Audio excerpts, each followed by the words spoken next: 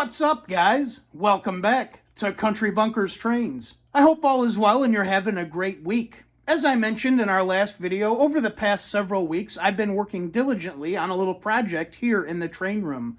I went ahead and built us our own custom fantasy steam engine, and I'm excited to announce that she's finally ready to make her debut. Now, I'm not gonna lie, this engine is probably gonna upset quite a few people. Hell, honestly, it might even anger several people. But the good news is, I didn't build it for them. I built it for me. And I am more than over the moon with how this thing turned out. This thing came out fantastic. And hey, fantasy engines are all the rage right now anyway. I figured I might as well get in on it and build myself one. But anyways, what do you guys say we jump right into it? What do you think's behind this box? You ready to see it? Here she is. That's right, guys. We got ourselves a Penn Central T1 Duplex. Oh, look at that. Will you look at that? Isn't that glorious? It's indescribably beautiful. It reminds me of the 4th of July. Now, I know I can already hear it and read it here in the comments. Zach, what in the world? Why a Penn Central T1 Duplex? Why? Because f*** them, that's why. A couple months ago, my buddy TJ, knowing what a fan of big steam that I am, and also knowing what a bit of a Penn Central nerd that I am, sent me this picture. It seems someone in the past had already done an HO brass Penn Central T1 that they had built, like I say, sometime in the past. He sent me this picture as a joke. Now, we did share a laugh at first, but I don't think even TJ knew the monster that he had created. Right away, man, I said, damn, this thing is cool. I gotta have me one of them. And so this kickstarted the project and the hunt for one. Now, when it came time to pick a model out to do this to, I really only had one standout must-have feature, and that was I had to have the early version porthole front pilot. I wanted this very badly. I think people back in the day used to call this, the Buick or Oldsmobile front pilot due to these portholes. But yeah, that was the one must-have that I had to have. When looking for models to do this to, this excluded the Lionel TMCC model from several years ago, around the same time period that this one's from, because the Lionel models had the later run pilot without the portholes. Those ones did have a second headlight behind the grill up here, but they did not have the portholes. And not that I was looking, but this also excluded the third rail model too. Same thing, I don't believe those had the portholes. Now, I did take a gander for a little bit at the Weaver and K-Line models.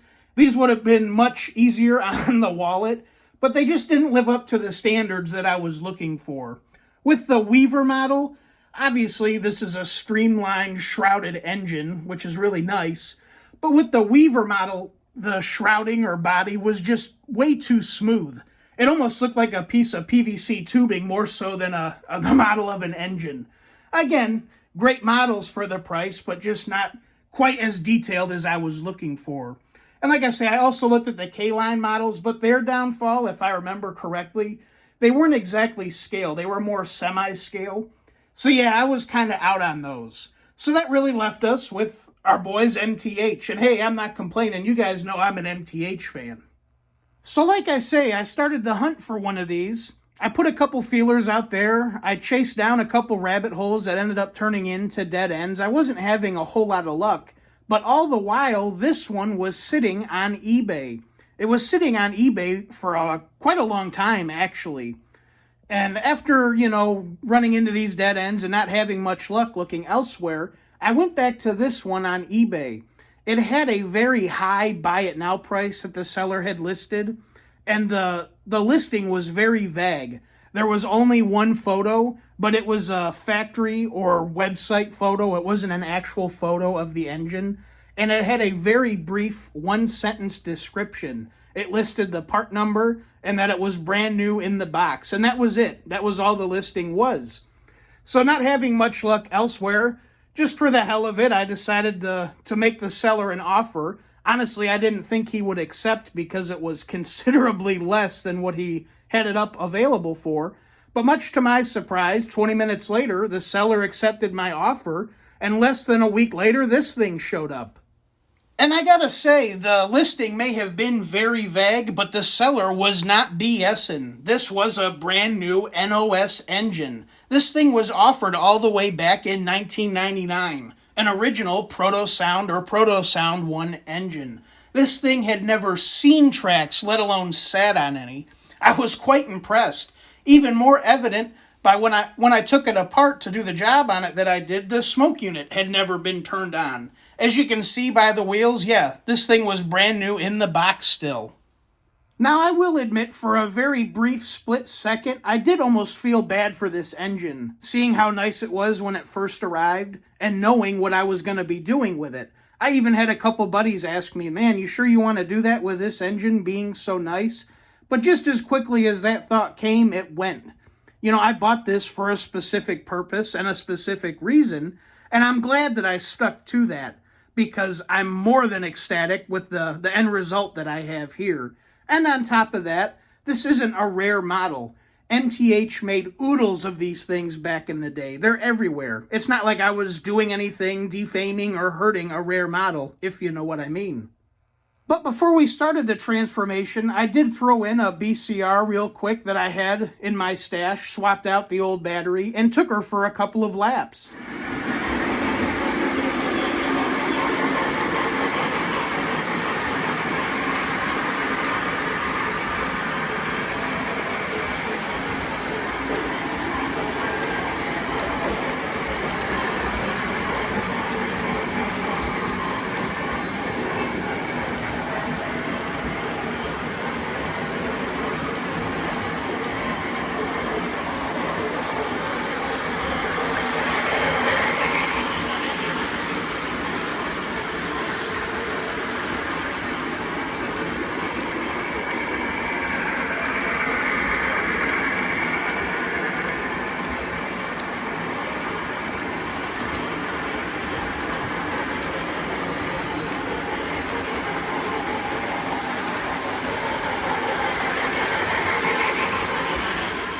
It was pretty cool running this old P1 around on the layout for a couple of days. It was real fun and nostalgic.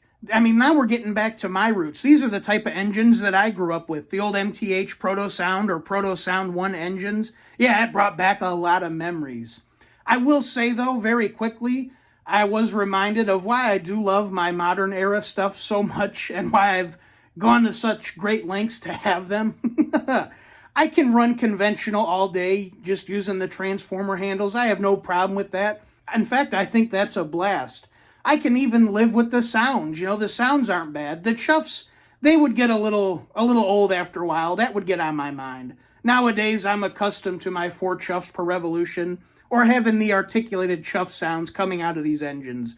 So yeah, the chuffs would have bugged me a little bit, but honestly, I could live with that. The one thing I couldn't live with, though, that I've become accustomed to is not having cruise control or speed control. This is a big, heavy engine and obviously needs some power to get it moving. This engine being so heavy, yeah, it found any type of incline or decline or imperfection in my track work. If I had it up to speed with some power, with some volts, yeah, no issue. But you guys know that's not really my style. I like running my stuff slower. So yeah, going around my track work, trying to run it at slower speeds, either this engine would almost come to a halt, or it would sometimes try to take off like a rocket. Yeah, I really missed my cruise or speed control in the engine. That was an absolute must-have.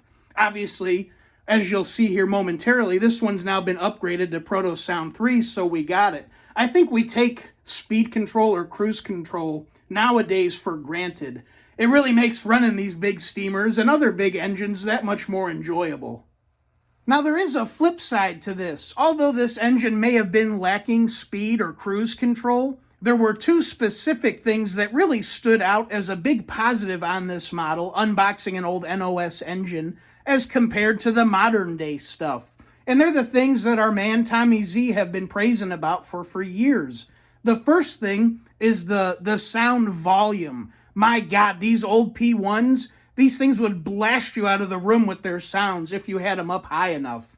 This damn thing sounded like a real train running around the train room. It was immensely impressive. I had forgotten all about how loud these old engines used to be. That was really, really cool. The second thing is just the overall build quality. This thing, holding it in your hands, you know you're holding something that was really cared for and a lot of thought was put into. The overall build quality of this old engine just blows away all the modern day engines sitting in here. I'm sorry, there's no other way to put it. You can just feel it in your hands and see it in the build itself. The way the engine was put together, the care that was put into it, the size of the wiring on the boards, everything, just the whole package. It just feels like a quality piece. I'm sorry, I don't get that same sense when I unbox a new engine anymore. It just doesn't have that feel, if you know what I mean. But anyway, let's get back to this specific project. The first thing we had to do was blow this thing all apart into a million pieces. The whole thing had to come apart. Unlike a normal Protosound 3 upgrade, obviously we were repainting and re-going over everything on this engine. The original boards had to come out, the speaker, all the electronics, the motor. The whole engine had to come apart for this transformation. For the paintwork, the entire shell was blown apart as much as I could get it. I was able to get the brass whistle out, but the brass pop-off valves were fighting me, so I left them in. I just masked those off. I was able to get a couple of the builder plates off, but the other ones didn't want to. The headlight lens and housing didn't want to come off, so that got masked. But once I got everything that I could disassembled, the entire shell got sanded down with 400 grit sandpaper. This is to knock the old stuff off and get a nice flat surface to apply our new paints. I went through a couple iterations for the paint itself. Originally, I was planning on shooting it with my airbrush using this Ammo satin black and then shooting a clear coat over it. But honestly, I'm not the best with the airbrush. I don't have a whole ton of luck. So I decided not to go that route. And also, the vendor that I was buying this paint from, they didn't have any more. And I feared I didn't have enough to do the entire engine. And honestly, in a moment, I'll tell you why, but I was glad I didn't go this route. I was going to shoot the whole thing with some good old Rust-Oleum primer from the get-go. So I figured, what the hell? I've always had good luck with good old Rust-Oleum aerosol spray paint, so I figured that's the route we would go with this engine too. So that's what I ultimately ended up using. They got these fancy new tips now. I found the number 3 tip on the little spinny wheel seemed to be the best for this project. It gave like a nice circular light spray pattern. That turned out real nice. For the green, I ended up using this True Color Penn Central Green. I think I got this off of eBay. This is a real nice shade of green, true to form. This got used via the airbrush as well as some regular paint brushing. I airbrushed in the tender deck right here. I also used the airbrush on the front emblem here. And then I used a small brush to get in here and get the barrels of the portholes up front. And I also brush painted the top of the smoke box too, or the chimney. But yeah, when she was sanded down and masked off, she was ready to be sprayed. Of course, she got a base coat of primer and then 2 coats of black on top of that. And I gotta say, I even impressed myself with how well this paint job came out. This thing truly looks like a Penn Central engine. I absolutely love it. Now, I did run into some trouble a little later on. I tried putting a clear coat over the top coat, this black. And as you can see by these photos, for some reason, it was not having it on the main body. It started peeling up all the new paint and primer that I put on, and even started peeling up the original paint that was on the engine. I fought this for like a week. Stripped it down, tried respraying it. Every time, it was just having an issue. I ended up having to do a complete paint strip and acid bath on this body. Some buddies I was talking to were thinking, well, maybe you had some oil on your hands or whatnot. I'm not buying that because I was cleaning this thing thoroughly in between each coat. I think something was in the die cast and it just wasn't having it until I had to give it that little acid bath, if you will. I ended up going 2 directions for the decals. I picked up, I believe these are micro scale or micromark diesel Penn Central decals off of eBay. I used this for the big Penn Central logos on the side of the tender, and as well used them on the back of the tender here for the road number and another little Penn Central logo up here. These being a diesel set though, the numbers were just too big to go under the cab.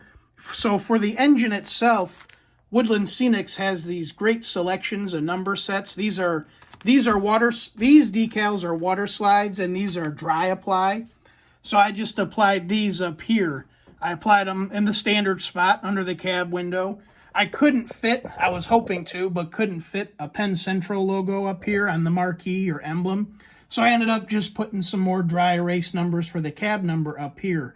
A big shout out to my buddy Tony over at Roundhouse South Trains. Me and him were coming up with a cab number for this thing, and he had a great idea.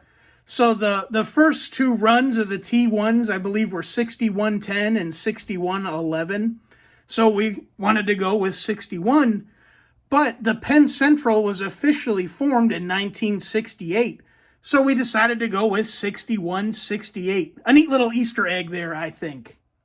I also wanted to mention real quick, for painting this thing, I did have to dig out the original coal load in the tender. I tried to save as much of the original coal as I could, but it was pretty nasty digging this stuff out. I could only save a little bit of it. So when reapplying or reinstalling it, I ended up picking up some of this Woodland Scenics Cinders coarse ballast.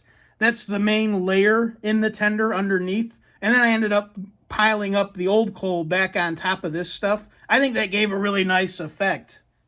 But yeah, the little decals, they applied super easy and really, really nice. I even impressed myself with these water slide decals. I'm not the best at this type of stuff, but yeah, I had almost professional results applying this stuff. Even the dry stick Woodland Scenics decals.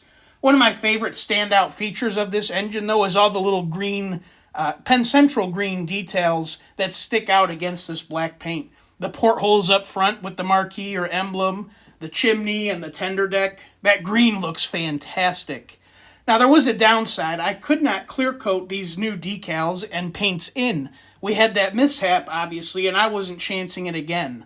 I'm not worried so much about the paint. We all know Rust-Oleum's pretty strong and robust paint, but I do got to keep it in mind to be careful and pay attention when handling this thing. I don't want to mess up these decals, but I haven't had a problem with it ever since, and it's been a couple weeks now. One last paint item to note, which was actually the very first thing I painted. I can't stand on these old MTH P1 engines, the chrome tires. I just despise them, man. They're hideous. So I did go ahead and paint these with my cheap acrylics that I have on hand. I would like to come back in the future. I've looked at some products to possibly chemically blacken these wheels, but for right now, the paint suffices and it's doing its job. Now, with the transformation, or shall I say beautification, of our new engine all done up, it was time to get her running again. And as mentioned, I went ahead and upgraded this with MTH Protosound 3. But while here, I gotta say, Lionel, where you at, man? Lionel, if you would offer a legacy upgrade kit, I definitely would have installed it in this engine. I'm gonna anger a couple of my buddies who are diehard MTH guys, but I'm not lying, man. If you guys would come out and release us an upgrade kit to put legacy in engines, I would have been all over that. We got our buddies Sid, and there's a couple other guys out there who perform legacy upgrades, and they do great work, and not to impugn their work at all. I'm game with it all day long, but I'm more of a DIYer, you know? I want to take a chance at it. I would love to give that a try, but Lionel just refuses to offer us an upgrade kit like MTH does, and I just simply do not understand why. Lionel, if you're listening, come on, get off the crapper, get us an upgrade kit. How cool would that be?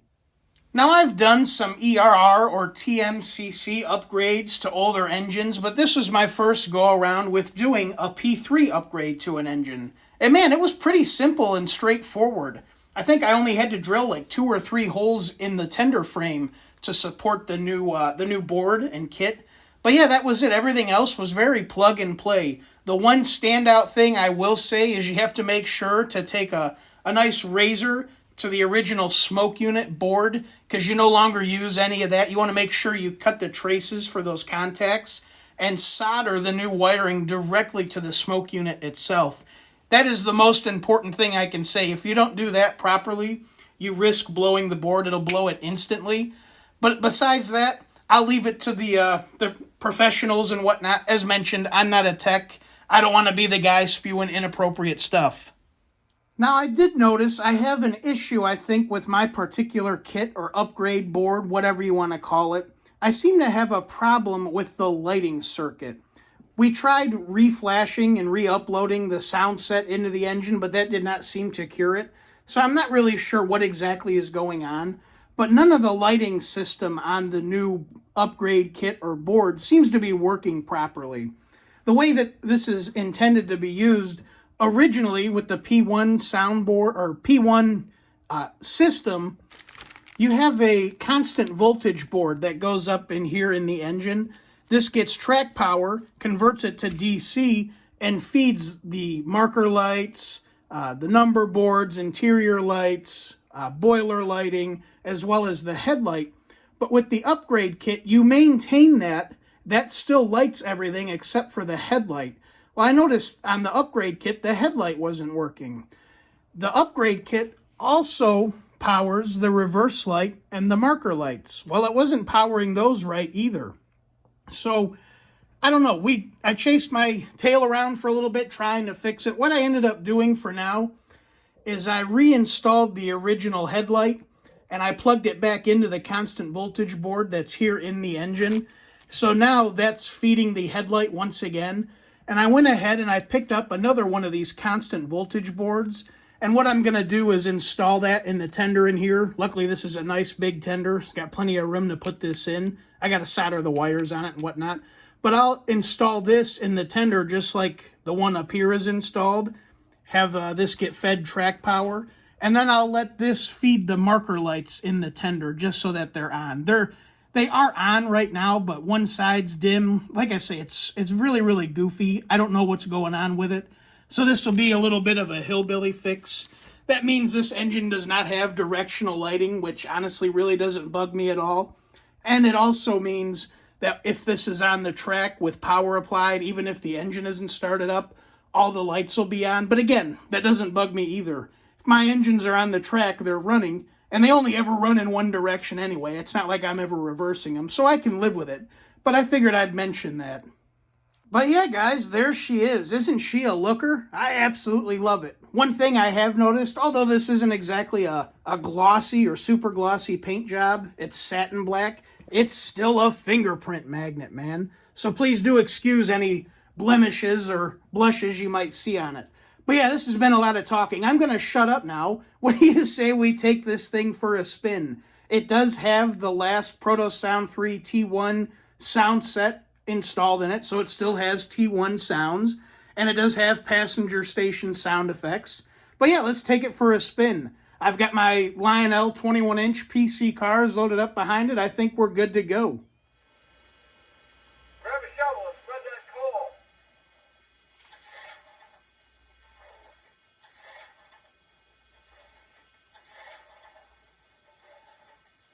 Check on that water level, will you? Swing that spout over. Water level's down 300.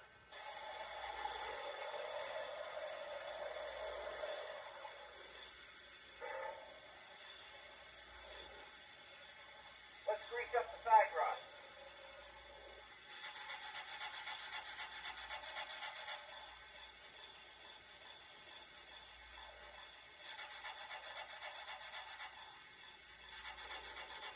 Looks good.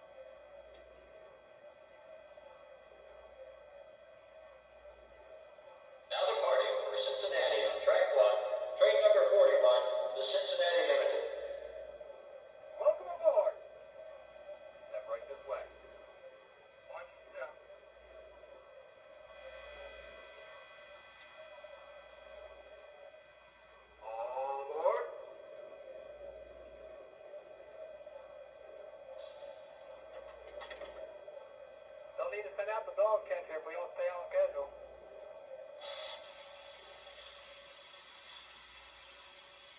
The conductor's giving us the highball signal.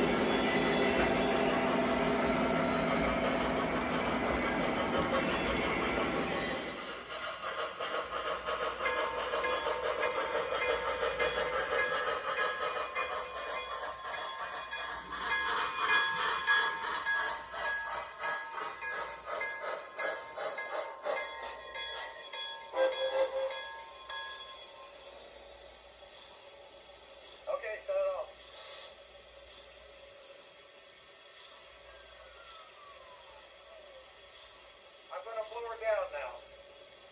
Clear? Clear.